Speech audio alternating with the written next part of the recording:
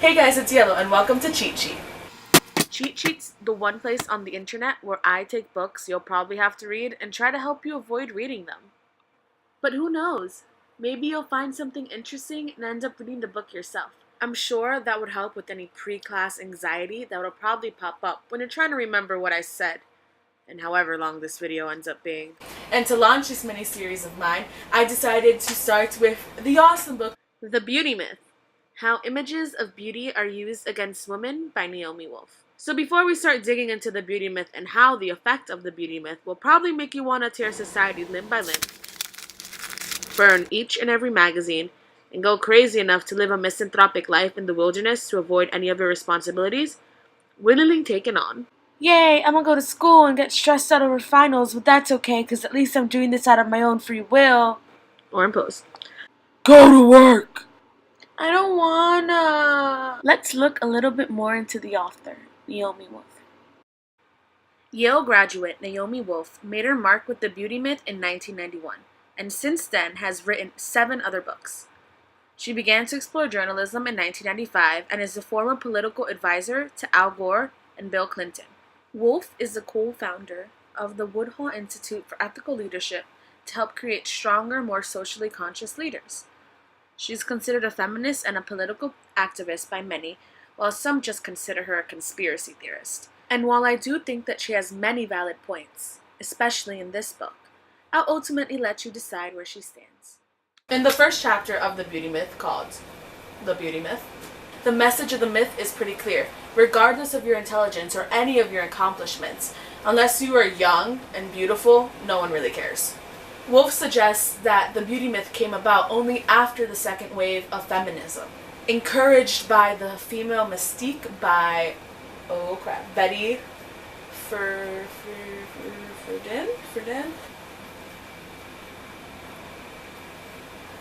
Betty Friedan.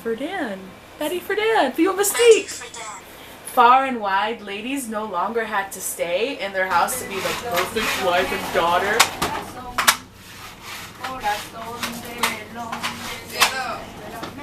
Wait, you're not. Wait.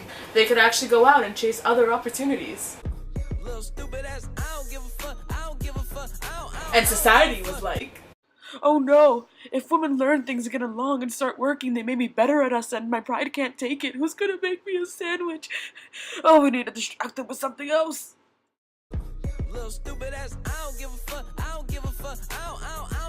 According to the beauty myth, beauty is universal. But the only way to be truly attractive to men is if you encompass the ideals that society desires you to have. So it's not all about sexy times and trying to attract a man, though. It isn't? No! Wolf argues that the beauty myth creates an environment where all women are set against each other, regardless of if it's for getting straight A's or getting a mate or just being a cool person. They're not able to work together. And the beauty myth shows up in work, culture, religion, sex, hunger, and violence, but not that violence that you're thinking of. That sounds like a lot of research. I don't want to do all that stuff. Well, invisible friend behind the screen, you won't have to. But I highly recommend it. Lucky for you, Naomi decided to write a whole chapter dedicated to each of the topics I just mentioned. But if I covered every single one in this video would probably be 3 hours long. I don't want to do that. I'm already shutting down. So as you can see, my brain doesn't have the capacity to film for 3 hours straight. And I have a bed that's waiting for me to nap on. So today I'm just going to cover the first chapter, the beauty myth, and next week I'll cover a couple other chapters, so you guys can get the whole experience. The biggest takeaway, besides what I previously mentioned before in this video, can be summed up in a quick quote by Lucy Stone. Yes, that's her name. It is very little to me to have the right to vote, to own property, etc., etc., if I may not keep my body and its uses in my absolute right. Wolf argues that beauty, like art, is in the eye of the beholder. And the beholder in this case is society. And what does society need? It needs a stable and rich economy, level-headed leaders, and power not just over societies, but within their own people. And what is beauty in terms of this power? Subservient behavior and an obsession with a woman's own aesthetic. Wolf states that the beauty myth in its modern definition is very different in how it is used and how it's experienced compared to the olden days. Women used to own their sexuality, had some economic power, and they felt secure in their place in society.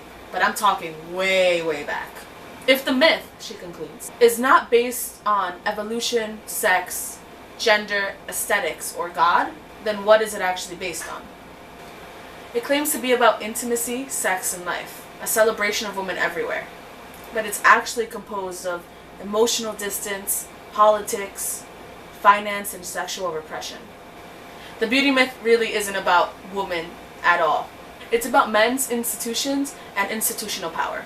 As a result, it creates a divide between older women and younger women everywhere, as they try hopelessly to please these institutions by maintaining their youth, their sexual appeal, and their distance from those who don't fit into that world.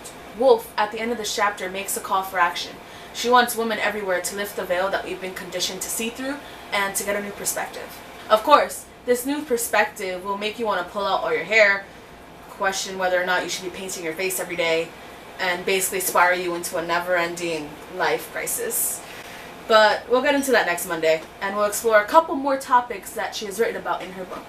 If you guys want to hear more about the beauty myth and feminism through Naomi Wolf's eyes, feel free to stick around and subscribe for next Monday, where I will go into some of the chapters like work and culture and magazines and stuff. Or, if that's not your jam and you want to hear about some cool LGBT topics, this Thursday I'll be uploading a video on bisexuality, how it's perceived, what it actually is, how we should actually treat people who are bi. So, lots of fun stuff coming your way. See you guys on Thursday. Bye. Okay. I tried. Yeah, no. That I can fall in love regardless of the gender.